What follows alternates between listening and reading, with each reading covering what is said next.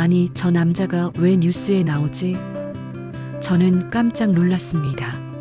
며칠 전 절에서 만난 남자가 뉴스에 나오는 게 아니겠어요? 그를 처음 보고 호감을 가진 후 서울에서 다시 만나 지난 밤을 보냈습니다. 그런데 다음날 갑자기 사라지더니 며칠 후 전혀 예상치 못한 일로 TV에 나오는 게 아니겠어요? 그는 과연 어떤 일 때문에 뉴스에 나오게 된 걸까요? 이야기 시작하기 전 좋아요와 구독 알림 설정 눌러주시고 댓글 남겨주시면 여러분에게 따뜻한 행운이 찾아갑니다. 저는 정미선, 올해 65세입니다. 국어 교사로 35년을 일하다 은퇴한 지 벌써 3년이 흘렀죠. 남편이 세상을 떠난 건 7년 전이었습니다. 그 이후로 저는 혼자였어요. 아이들은 모두 각자 가정을 꾸리고 떠났고 넓은 집에는 저 혼자만 덩그러니 남았습니다. 처음엔 괜찮다고 생각했어요. 하지만 시간이 지날수록 집안의 적막함이 저를 짓눌렀죠. TV 소리가 사람 목소리보다 익숙해진 건 언제부터였을까요? 매일 반복되는 일상이었습니다. 아침에 일어나 혼자 밥을 먹고 마트에 장을 보러 가고 집에 돌아와 TV를 보다가 잠들고 그렇게 하루하루가 흘러갔어요. 친구들과의 만남도 점점 줄어들었습니다. 뭔가 말할 이야기가 없다는 생각이 들었거든요.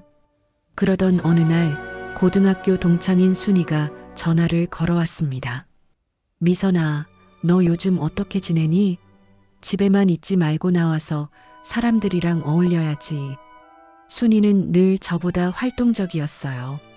지리산 자락에 있는 절에서 템플스테이를 하는데 같이 가자. 처음엔 거절했습니다. 절이라니 저는 특별히 종교적인 사람도 아니었고 모르는 사람들과 며칠을 함께 보낸다는 것도 부담스러웠거든요. 하지만 순이가 계속 설득했습니다. 그냥 휴식한다고 생각해. 산 좋고 공기 좋은 곳에서 며칠 쉬어가자. 결국 저는 순이의 손에 이끌려 지리산 자락의 작은 절로 향했습니다. 버스를 타고 구불구불한 산길을 올라가는 동안 창밖으로 보이는 풍경이 점점 달라졌어요. 도시의 소음과 매연이 사라지고 그 자리에 맑은 공기와 푸른 산이 들어왔습니다. 절에 도착했을 때는 이미 해가 기울어 있었습니다. 스님께서 나와 맞아주시고 간단한 오리엔테이션을 받았어요. 저녁 공양을 마치고 자유시간이 되자 저는 혼자 절 마당으로 나왔습니다. 순이는 다른 사람들과 이야기를 나누고 있었지만 저는 아직 낯선 사람들과 어울리기가 어색했거든요. 마당 한쪽에 놓인 나무 벤치에 앉아 밤하늘을 올려다봤습니다. 서울에서는 볼 수 없었던 별들이 총총히 박혀 있었어요. 오래간만에 느끼는 고요함이었습니다. 집에서 느끼는 적막함과는 다른 평화로운 정적이었죠. 그때 누군가가 저 옆에 조용히 앉았습니다. 살짝 고개를 돌려보니 60대 후반쯤 되어 보이는 남자분이었어요. 키가 크고 마른 체격에 온화한 인상을 가지고 계셨습니다. 안녕하세요. 정중하게 인사를 건네는 목소리가 낮고 차분했어요. 안녕하세요. 저도 작은 목소리로 인사를 했습니다. 낯선 남자와 이렇게 밤에 나란히 앉아 있는 것이 처음엔 어색했어요. 하지만 이상하게도 불편하지는 않았습니다.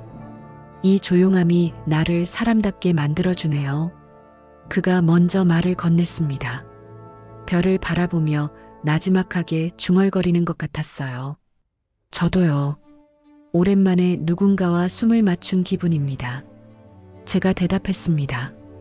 그 순간 그가 저의 손등 위에 자신의 손을 조심스럽게 얹었습니다. 갑작스러운 접촉에 놀랐지만 밀어내지 않았어요. 오히려 그 따뜻함이 7년 동안 얼어붙어 있던 제 마음을 조금씩 녹이는 것 같았습니다. 저는 정도훈이라고 합니다. 정미선이에요. 우리는 별빛 아래서 서로의 이름을 나누었습니다. 그 짧은 순간이었지만 뭔가 특별한 일이 일어나고 있다는 느낌이 들었어요.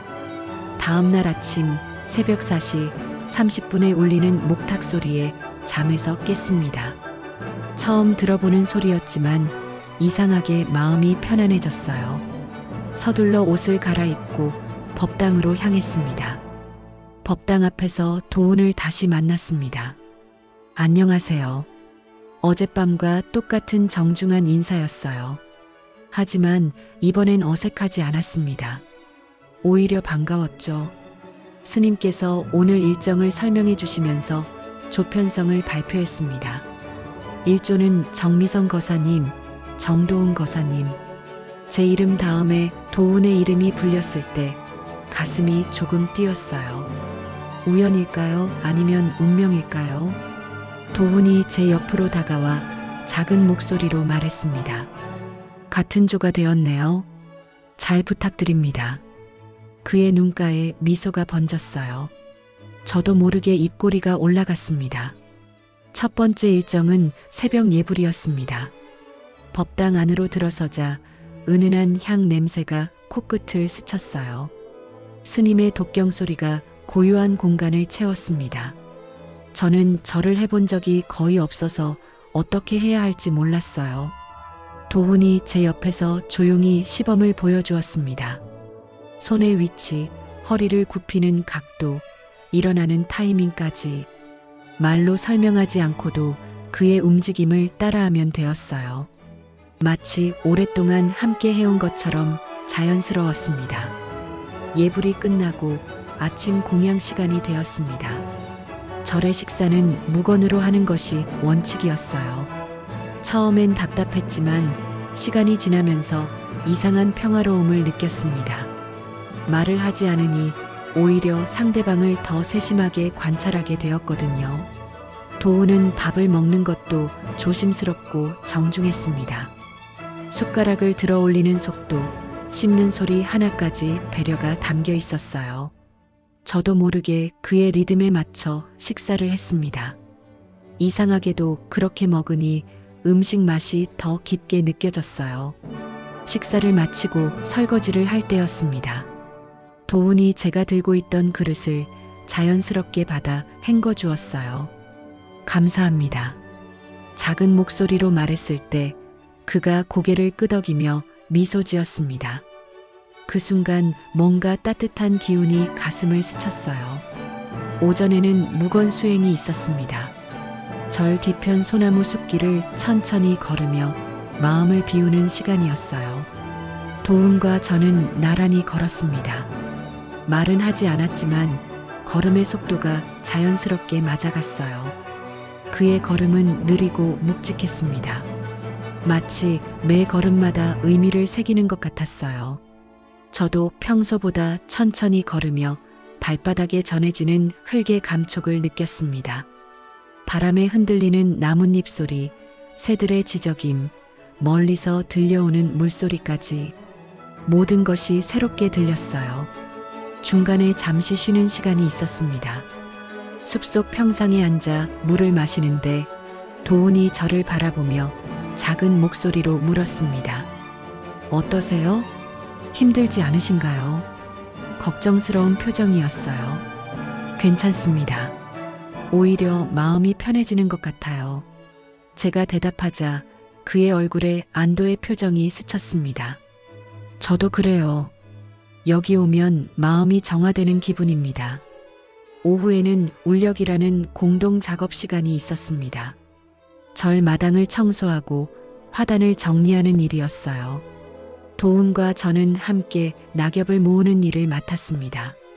도훈은 이곳 자원봉사자라고 했습니다. 한 달에 2~3번 정도 와서 이런 일들을 도와드려요. 처음엔 그냥 마음의 평안을 찾기 위해 시작했는데 이제는 이곳이 제게 꼭 필요한 곳이 되었습니다. 그의 말에서 뭔가 깊은 사연이 있다는 느낌이 들었어요. 하지만 더 묻지는 않았습니다. 대신 저도 제 이야기를 조금 했어요. 저는 남편을 잃고 혼자 지낸 지 7년이 되었습니다. 매일이 똑같아서 때로는 숨이 막힐 것 같았어요. 도훈이 낙엽을 모으던 손을 잠시 멈추고 저를 바라봤습니다. 그의 눈에서 깊은 공감이 느껴졌어요. 외로움이란 게 이렇게 무거운 줄 몰랐습니다. 그가 조용히 중얼거렸어요. 저녁 예불 시간이었습니다. 아침과는 다른 차분한 분위기였어요. 하루 종일 함께 보낸 사람들과 마주하니 아침보다 훨씬 편안했습니다. 특히 도훈과는 말하지 않아도 통하는 무언의 소통이 있었어요. 그날 밤 다시 마당의 벤치에 앉았습니다. 도훈도 어김없이 제 옆에 앉았어요. 첫날보다 거리가 조금 더 가까워졌습니다. 오늘 하루 어떠셨어요? 그가 먼저 물었습니다. 좋았습니다. 오랜만에 누군가와 시간을 보낸다는 게 이렇게 편안할 줄 몰랐어요. 솔직한 마음을 털어놓았습니다. 도훈이 고개를 끄덕이며 말했어요. 저도 마찬가지입니다. 혼자 있는 것이 익숙해졌는데 오늘은 달랐네요. 그날 밤도 우리는 별을 보며 조용히 앉아 있었습니다. 말은 많지 않았지만 서로의 존재만으로도 충분히 따뜻했어요. 셋째 날이 되자 도훈과 저 사이에는 이상한 편안함이 자리 잡았습니다. 말하지 않아도 서로의 마음을 읽을 수 있을 것 같았어요. 하지만 동시에 뭔가 더 깊은 이야기를 나누고 싶다는 갈증도 생겼죠. 저녁 예불을 마치고 자유시간이 되었습니다. 다른 사람들은 차담을 나누거나 일찍 잠자리에 들었어요. 도훈이 저에게 조심스럽게 다가왔습니다. 혹시 산책하실래요? 절 뒤편에 조용한 곳이 있어요. 절 뒤뜰로 향하는 길은 어둠 속에서도 신비로웠습니다. 달빛이 소나무 사이로 스며들어 은은한 빛을 만들어냈어요. 도훈이 앞서 걸으며 길을 안내했습니다. 그의 뒷모습에서 뭔가 무거운 짐을 지고 있다는 느낌이 들었어요. 뒤뜰 끝자락에 작은 정자가 있었습니다. 나무로 만든 소박한 정자였지만 주변을 둘러싼 대나무 숲이 운치를 더했어요. 여기서 잠시 쉬어가면 어떨까요? 도훈이 정자 안으로 저를 이끌었습니다. 정자 안은 더욱 고요했습니다. 대나무가 바람에 흔들리는 소리만 살랑살랑 들렸어요. 우리는 마주 앉았습니다. 처음엔 아무 말도 하지 않고 그냥 밤의 정적을 느꼈어요. 정미선 씨, 도훈이 먼저 입을 열었습니다. 목소리에 떨림이 있었어요. 제가 왜 이곳에 자주 오는지 말씀드려도 될까요? 그의 눈빛이 진지했습니다.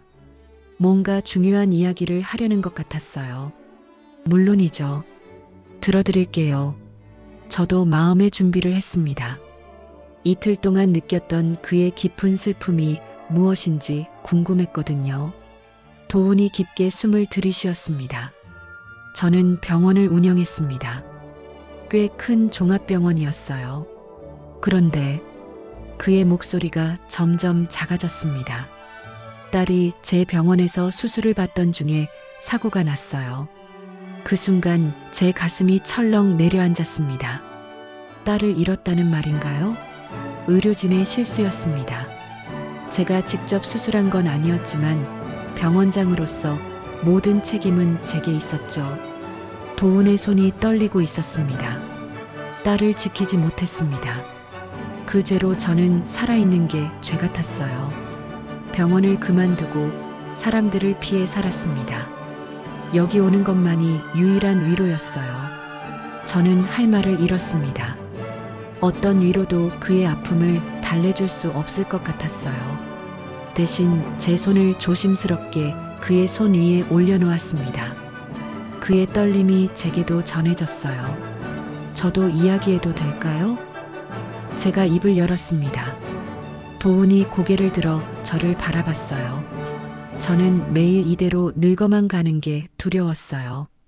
남편이 떠난 후 7년 동안 저는 그냥 시간만 보내며 살았습니다. 제 목소리도 떨렸습니다. 아무도 저를 필요로 하지 않는 것 같았어요. 아이들은 자신들의 삶이 있고 친구들도 점점 멀어지고 저는 그냥 늙어가기만 하는 무용한 사람이 된 기분이었어요. 도훈이 제 말을 조용히 들어주었습니다. 그의 눈에 깊은 공감이 담겨 있었어요. 혼자 있는 시간이 길어질수록 자책만 늘어갔어요. 뭔가 잘못 살아온 것 같고 이제 와서 무엇을 할 수 있을까 하는 절망감이 컸습니다. 우리는 서로의 상처를 털어놓으며 조용히 울었습니다. 눈물이 나오는 것도 오랜만이었어요. 그동안 꾹꾹 눌러담아 두었던 감정들이 쏟아져 나왔습니다. 도훈이 조심스럽게 제 어깨에 손을 올렸습니다. 울어도 괜찮습니다. 저도 여기서 많이 울었어요. 그의 따뜻한 위로에 더 많은 눈물이 흘렀어요. 어느새 저는 도훈의 어깨에 조심스럽게 기대어 있었습니다. 그도 저에게 의지하고 있었어요. 두 사람의 상처가 서로를 위로하는 것 같았습니다. 이상해요. 이렇게 아픈 이야기를 했는데 마음이 한결 가벼워진 것 같아요. 제가 중얼거렸습니다. 도훈이 고개를 끄덕였어요. 누군가가 진심으로 들어주니까 그런 것 같아요. 그날 밤 우리는 정자에서 오랫동안 머물렀습니다. 말보다는 침묵이 더 많았지만 그 침묵이 편안했어요. 서로의 존재만으로도 충분한 위로가 되었습니다. 대나무 잎이 바람에 스치는 소리가 우리의 마음을 어루만져 주었어요. 아무 말이 없어도 가슴은 천천히 열리고 있었습니다. 템플스테이가 끝나고 서울로 돌아온 지 사흘이 지났습니다. 일상은 다시 시작되었지만 뭔가 달라진 게 있었어요. 도훈과 함께했던 시간들이 자꾸 떠올랐습니다. 그의 따뜻한 손길, 조용한 목소리, 함께 나눈 깊은 침묵까지. 집에 혼자 있어도 예전처럼 답답하지 않았어요. 마치 누군가가 제 마음 한구석에 작은 불씨를 남겨둔 것 같았습니다. 하지만 동시에 그리움도 컸죠. 다시 만날 수 있을까 하는 생각이 들었어요. 그때 전화벨이 울렸습니다. 낯선 번호였지만 왠지 가슴이 뛰었어요. 여보세요? 정미선 씨, 저 정도훈입니다. 그의 목소리를 듣는 순간 온몸에 전율이 흘렀습니다. 안녕하세요. 잘 지내고 계셨어요? 저도 모르게 목소리가 떨렸어요. 네, 그런데 도훈의 목소리에 망설임이 있었습니다. 혹시 시간이 되시면 뵐 수 있을까요? 할 말이 있어서요. 마음이 두근거렸습니다. 물론이죠. 언제 어디서 만날까요? 내일 오후에 홍대 근처 작은 찻집은 어떠세요? 조용한 곳으로 알고 있어요. 다음 날 오후 약속 장소에 나갔습니다. 평소보다 옷차림에 신경을 썼어요. 거울을 보며 몇 번이나 머리를 매만졌습니다. 이런 설렘이 언제 이후일까요? 찻집은 정말 조용했습니다. 몇 개의 테이블만 있는 아늑한 공간이었어요. 도훈이 먼저 와서 기다리고 있었습니다. 저를 보자 일어나 인사했어요. 오셨네요. 찾기 어렵지 않으셨어요? 괜찮았어요. 그와 마주 앉으니 절에서와는 다른 느낌이었습니다. 도시의 소음 속에서도 그만은 여전히 고요했어요. 차를 주문하고 잠시 침묵이 흘렀습니다. 그날 이후 계속 생각이 났어요. 도훈이 먼저 말했습니다. 눈을 피하지 않고 제 얼굴을 똑바로 바라봤어요. 정미선 씨와 함께했던 시간들 말입니다. 제 얼굴이 뜨거워졌습니다. 저도 그랬어요. 집에 있으면서도 자꾸 그때가 떠올랐어요. 솔직한 마음을 털어놨습니다. 그날 이후 숨쉬는 법을 잊지 않게 됐습니다. 도훈의 목소리에 진심이 담겨 있었어요. 7년 동안 그냥 살아만 있었는데 처음으로 살아있다는 걸 느꼈어요. 그의 말에 가슴이 벅차올랐습니다. 저도 마찬가지예요. 오랫동안 멈춰있던 시간이 다시 흐르는 것 같았어요. 우리는 차를 마시며 템플스테이에서의 이야기를 나눴습니다. 그때는 미처 하지 못했던 이야기들도 했어요. 시간이 어떻게 흘렀는지 모르겠더라고요. 시간이 늦었네요. 도훈이 시계를 보며 말했습니다. 혹시 괜찮으시다면. 그가 망설이며 말을 이었어요. 제가 준비한 곳이 있어요. 조용히 이야기할 수 있는 곳이요. 제 마음도 같았습니다. 이렇게 헤어지고 싶지 않았어요. 좋아요. 도훈이 안내한 곳은 작은 게스트하우스였습니다. 깔끔하고 조용한 곳이었어요. 방은 작았지만 따뜻한 느낌이었습니다. 창밖으로 서울의 야경이 보였어요. 앉으세요. 도훈이 작은 소파를 가리켰습니다. 저는 조금 떨리는 마음으로 앉았어요. 그도 제 옆에 앉았습니다. 절에서보다 훨씬 가까운 거리였죠. 이상해요. 긴장되면서도 편안해요. 제가 중얼거렸습니다. 도훈이 제 손을 조심스럽게 잡았어요. 저도 그래요. 오랜만에 누군가와 이렇게 있으니까요. 그의 손이 따뜻했습니다. 7년 동안 이런 따뜻함을 느끼지 못했어요. 도훈이 제 어깨에 조심스럽게 기대었습니다. 괜찮을까요? 괜찮아요. 창밖의 도시 불빛이 커튼 사이로 스며들었습니다.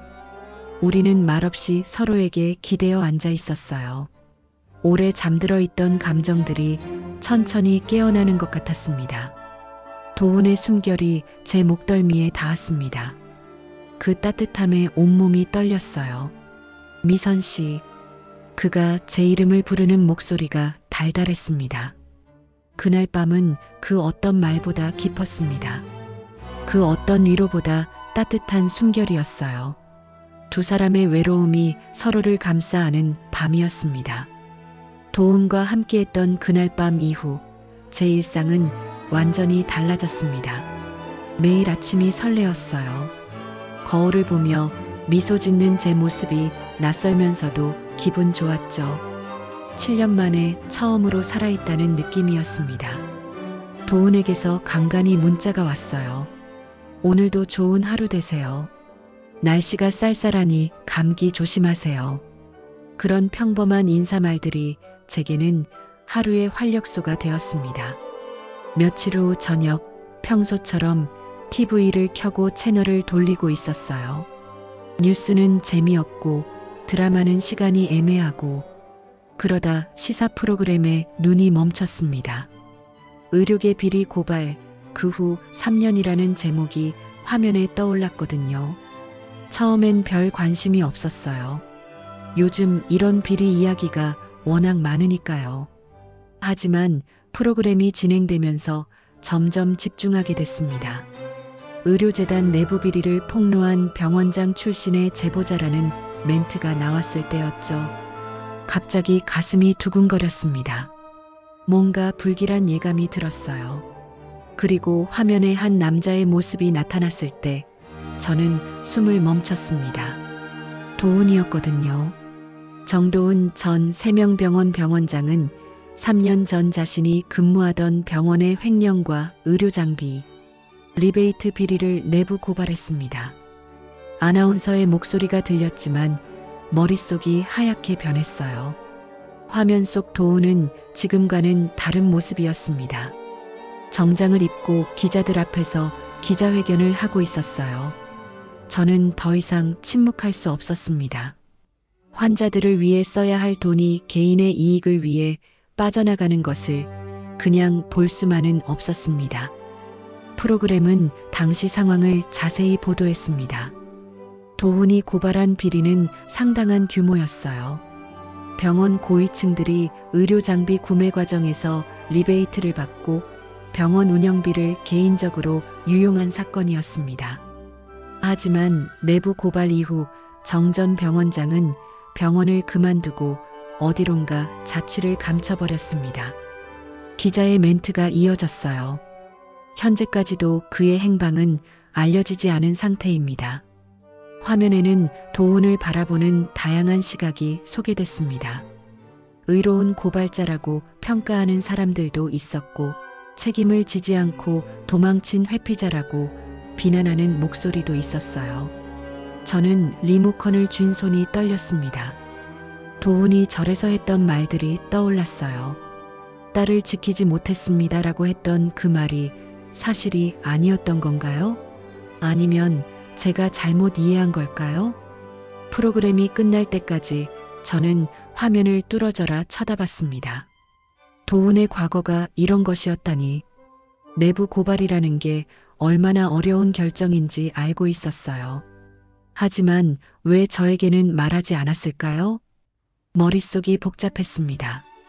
도훈과 함께했던 시간들이 주마등처럼 스쳐갔어요.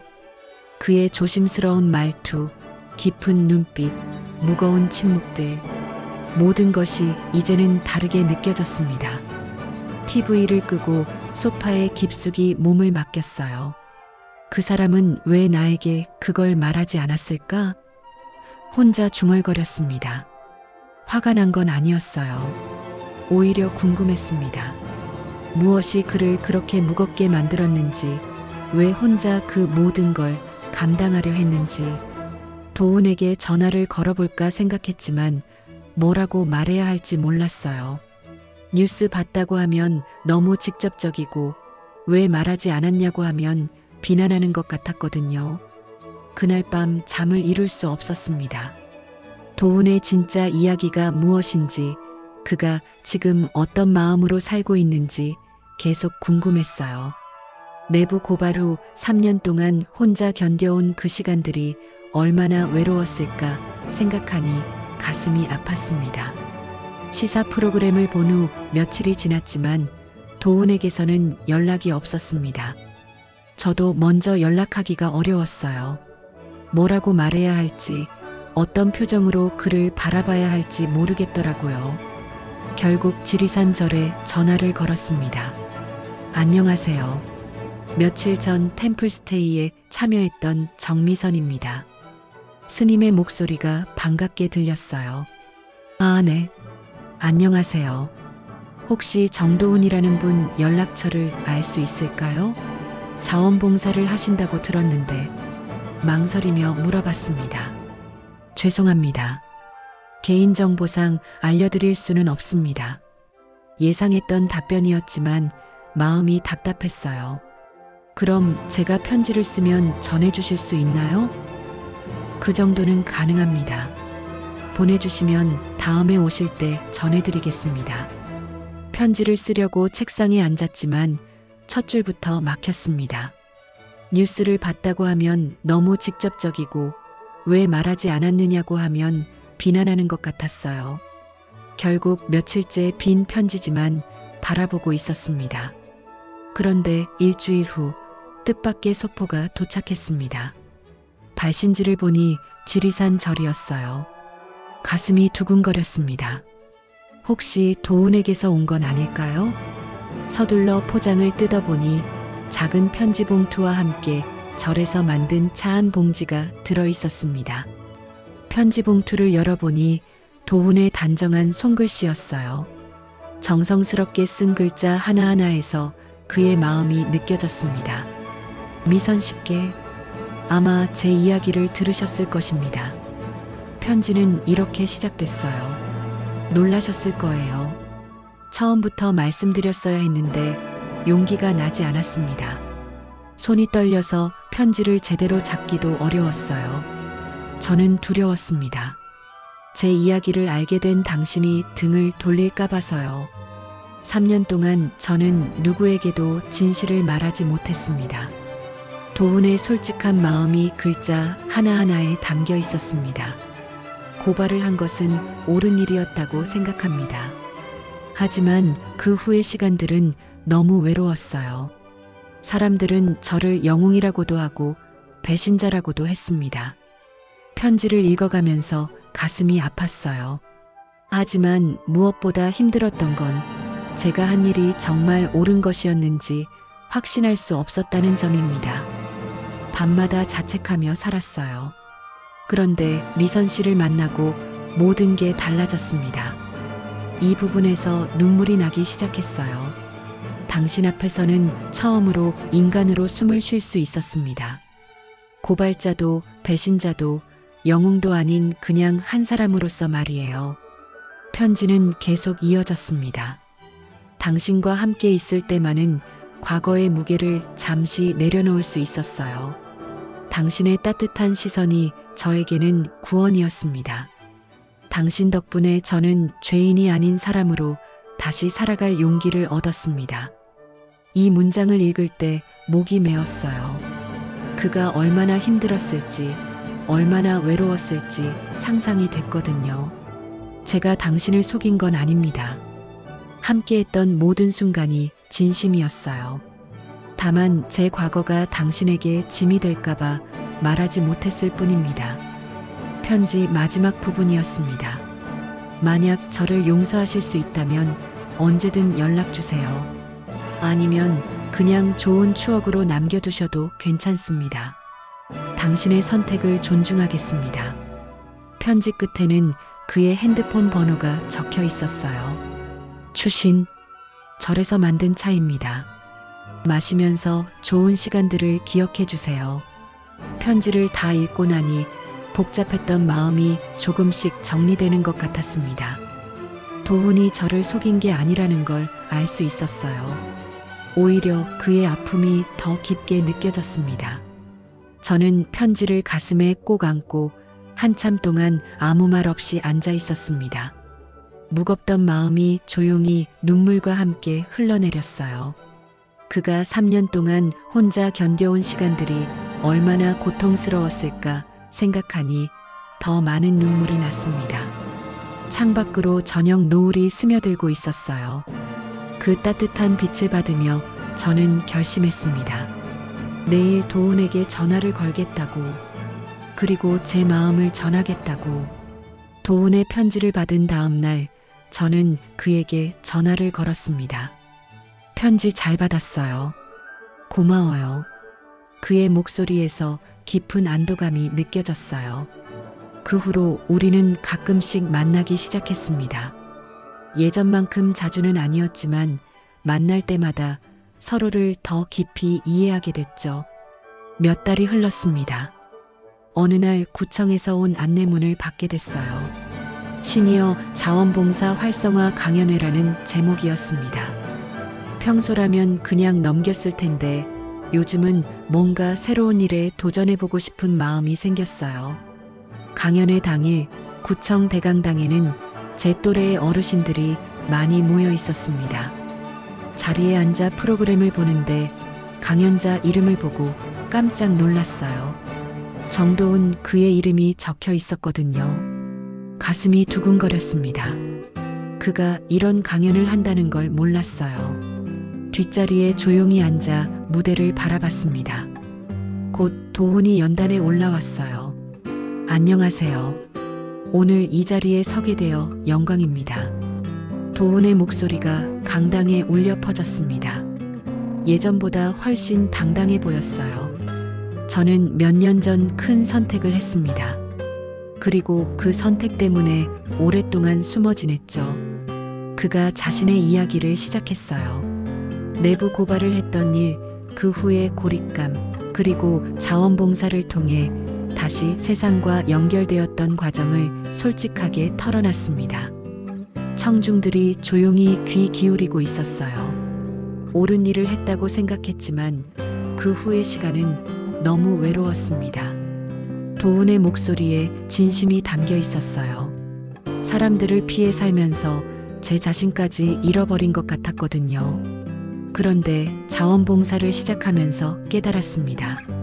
누군가를 돕는다는 것이 결국 저 자신을 치유하는 일이라는 걸요. 그의 말에 강당이 더욱 조용해졌어요. 특히 한 분을 만나면서 큰 깨달음을 얻었습니다. 도훈이 잠깐 제가 앉은 방향을 바라보는 것 같았어요. 누군가의 위로는 말이 아니라 그저 곁에 머무는 것이라는 걸 그분이 저에게 가르쳐 주셨습니다. 그 순간 제 눈에 눈물이 맺혔습니다. 그가 말하는 그 사람이 저라는 걸 알 수 있었거든요. 때로는 아무 말 하지 않고도 그냥 함께 있어주는 것만으로도 큰 힘이 됩니다. 여러분도 누군가에게 그런 존재가 되어보세요. 거창한 일을 할 필요 없어요. 그냥 곁에 있어주는 것만으로도 충분합니다. 도훈의 강연이 끝나자 박수가 터져 나왔어요. 강연이 끝나고 사람들이 하나둘 나가기 시작했습니다. 저는 자리에서 일어나 무대 앞으로 걸어갔어요. 도훈이 저를 보더니 놀란 표정을 지었습니다. 미선 씨, 어떻게 여기에? 우연히 와봤는데 깜짝 놀랐어요. 정말 좋은 강연이었어요. 그가 무대에서 내려와 제 앞에 섰습니다. 커피 한 잔 하실래요? 도훈이 조심스럽게 제안했어요. 근처 카페로 향하는 길, 우리는 별말 없이 걸었습니다. 하지만 어색하지 않았어요. 카페에 앉아 마주보니 감회가 새로웠습니다. 요즘 어떻게 지내세요? 제가 먼저 물었어요. 많이 달라졌어요. 강연도 하고 상담도 하고 미선 씨 덕분이에요. 제가 뭘 했다고요? 곁에 있어 주셨잖아요. 그것만으로도 충분했어요. 그의 말에 가슴이 따뜻해졌습니다.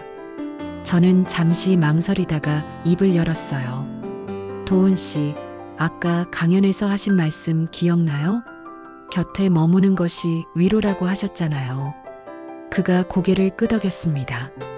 이번엔 제가 말하고 싶어요. 저는 담담히 웃으며 말했습니다. 이번엔 나도 당신 곁에 머무를래요. 도훈의 눈에 놀라움이 스쳤어요. 그리고 이내 따뜻한 미소가 번졌습니다. 정말이요? 네, 정말이에요. 이제는 제가 당신의 든든한 동반자가 되고 싶어요. 그날 오후 우리는 오랫동안 이야기를 나눴습니다. 서로의 상처와 희망에 대해, 앞으로의 꿈에 대해서요. 그리고 새로운 시작에 대한 약속도 했습니다. 그 후로 저와 도훈은 새로운 관계를 만들어갔습니다. 부부도 연인도 아닌, 하지만 그 누구보다 깊이 이해하는 사이였어요. 서로의 과거를 알고 서로의 상처를 보듬어주는 삶의 동반자가 되었습니다. 도훈은 여전히 한 달에 2~3번 지리산절로 봉사활동을 다녔어요. 저도 이따금 그와 함께 절에 들러 법당 청소를 돕고 산길을 걸었습니다. 처음 만났던 그곳에서 우리는 조용한 평안을 찾았죠. 오늘도 그런 날 중 하나였습니다. 봄이 무르익은 4월의 어느 오후, 우리는 법당 앞 벤치에 나란히 앉아 있었어요. 연분홍 벚꽃이 바람에 흩날리는 절 마당이 고요하고 아름다웠습니다. 1년 전 이맘때였죠. 처음 여기서 만난 게, 도훈이 나지막하게 말했어요. 그때는 이렇게 될 줄 몰랐어요. 저도 그날이 생각났습니다. 별빛 아래에서 그가 제 손 위에 조심스럽게 손을 얹었던 순간이요. 저는 그때 살아있는 시체였어요. 도훈이 솔직하게 털어놨습니다. 내부 고발 후 3년 동안 저는 그냥 숨만 쉬고 있었죠. 옳은 일을 했다고 생각했지만 세상은 차갑기만 했어요. 따뜻한 봄볕이 우리 마주 잡은 손 위로 내려앉았습니다. 그 햇살이 참 고마웠어요. 1년 전 차가웠던 우리의 마음을 이렇게 따뜻하게 데워주고 있으니까요. 저도 마찬가지였어요. 제가 대답했습니다. 남편이 떠난 후 7년 동안 매일 똑같은 일상만 반복했죠. 그런데 도훈 씨를 만나고 나서야 다시 살아있다는 걸 느꼈어요. 절 마당에는 다른 방문객들도 있었지만 우리만의 공간 같았습니다. 새들이 지저귀고 바람이 나뭇잎을 흔들고 어디선가 풍경 소리가 들려왔어요. 모든 것이 평화로웠습니다. 미선 씨는 저에게 용기를 주었어요. 도훈이 진심을 담아 말했습니다. 다시 사람들 앞에 설 수 있는 용기를요. 강연도 하고 상담도 하고 제 경험이 누군가에게 도움이 될 수 있다는 걸 깨달았어요. 저는 그런 글을 보며 뿌듯했습니다. 처음 만났을 때 깊은 절망에 빠져있던 그가 이제는 다른 사람들에게 희망을 주는 사람이 되었으니까요. 도훈 씨도 저에게 많은 걸 주었어요. 제가 솔직하게 말했습니다. 7년 동안 잊고 있던 감정들을 다시 느끼게 해주었고 새로운 꿈을 꾸게 해주었어요. 우리는 연인처럼 매일 만나지도 않았고 부부처럼 함께 살지도 않았어요. 하지만 서로에게 없어서는 안 될 존재가 되었습니다. 서로의 아픔을 이해하고 서로의 성장을 지켜보는 동반자였죠. 가끔 생각해요. 그날 밤 절 마당에 나가지 않았다면 어떻게 되었을까? 도훈이 중얼거렸어요. 아마 저는 아직도 어둠 속에서 혼자 헤매고 있었을 거예요. 저도 그래요. 순이가 억지로 끌고 오지 않았다면, 도훈 씨를 만나지 못했다면, 생각만 해도 아찔했습니다. 그때 용기 내어 템플스테이에 온 것이 제 인생의 전환점이었어요. 벤치에 앉아 이런 이야기를 나누는 것만으로도 충분했어요. 거창한 약속이나 맹세는 필요 없었습니다. 그냥 서로가 있다는 것, 서로를 이해한다는 것만으로도 든든했거든요. 그날 밤 저는 다시 여자가 되었습니다. 제가 조용히 말했어요. 7년 동안 잊고 살았던 감정들이 살아났어요. 그리고 도훈 씨 앞에서 다시 사람으로 살아나기 시작했습니다. 도훈이 제 손을 더 꼭 잡았습니다. 저도 마찬가지예요. 미선 씨 덕분에 죄인이 아닌 한 사람으로 살아갈 수 있게 되었어요. 해가 서쪽으로 기울어가고 있었습니다. 곧 저녁 예불 시간이 될 거예요. 우리는 천천히 일어나 법당 쪽으로 걸어갔습니다. 걸음걸음마다 감사했습니다. 이런 평안과 행복을 누릴 수 있게 해준 모든 인연들에게요. 그리고 서로의 숨결을 느끼며 살아갈 수 있게 된 이 소중한 관계에도요.